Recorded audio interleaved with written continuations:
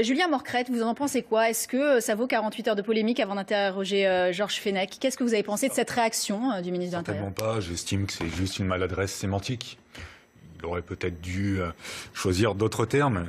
Intrusion violente me semble être les termes adéquats.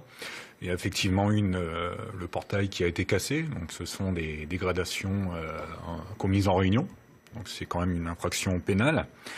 Après, il y a eu une tentative d'intrusion dans un service de réanimation. Alors, était-ce juste pour se mettre à l'abri des gaz lacrymogènes?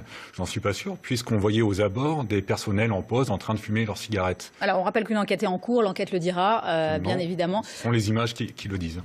Georges Fenech, oui, il y a des images de vidéosurveillance aussi analysées, c'est ça, il y en a pas mal. Ça n'est pas le cas aujourd'hui. Julien Morcrette, sur ce 25e samedi de mobilisation qui s'annonce, est-ce que la stratégie de ce maintien de l'ordre peut changer? On a vu que les syndicats étaient un peu frustrés. Philippe Martinez a dû être exfiltré à un moment donné. Il a accusé les forces de l'ordre d'avoir visé une camionnette de la CGT. La préfecture de police de Paris a dit non, c'est faux, sur Twitter lui a répondu.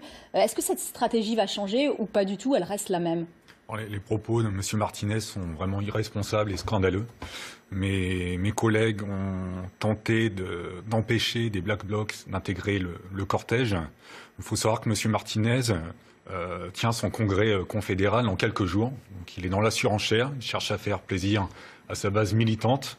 Et malheureusement, mes collègues en font les frais.